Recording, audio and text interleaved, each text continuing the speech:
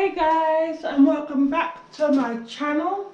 So this video I'm going to be talking about body dysmorphia and how I suffer with it, and how, like a lot of people, when you think of body dysmorphia, you think of someone who's, quite thin, but they think that they're a lot bigger than they are. But in my case, when I look in the mirror, I don't see a big person, you know what I'm saying? Like, I don't see a big person. When when I touch myself, I don't see a big person.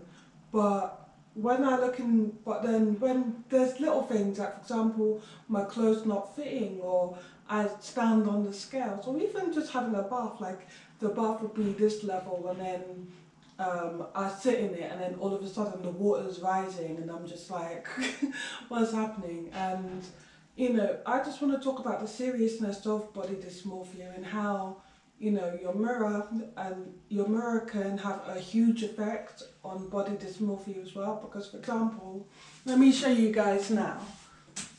Now, in this mirror, I don't know if you can see me here, but in this mirror, I personally don't think that I look fat.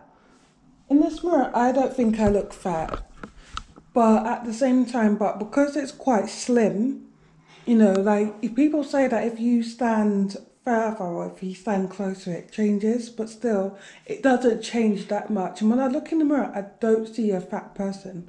But then when I stand on the scales, chances are, like for example, I'm going to show you the scales. Now, you're probably going to think that I'm not going to weigh that much.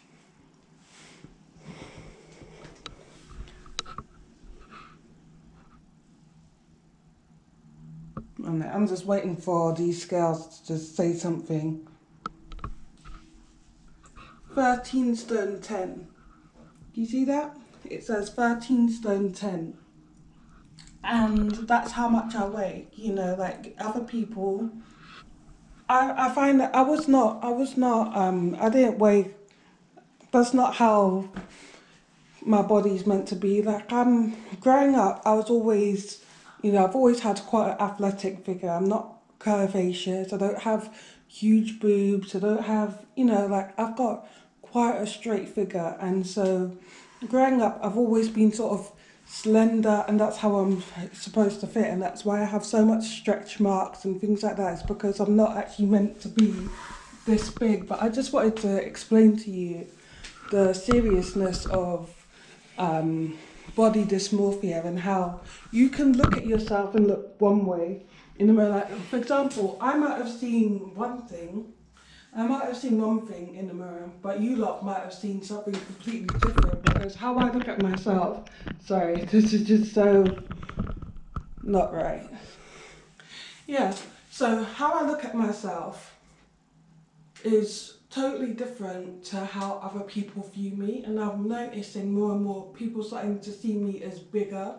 And I'm always feeling very taken aback whenever someone says, oh yeah, because you're more on the plus side, or you're, thick, or like when a guy will be like, oh yeah, you're thick. And I'm just like, like some women will take that as a compliment. Me, the only reason why I don't take that as a compliment is because that's not how my body was meant to be.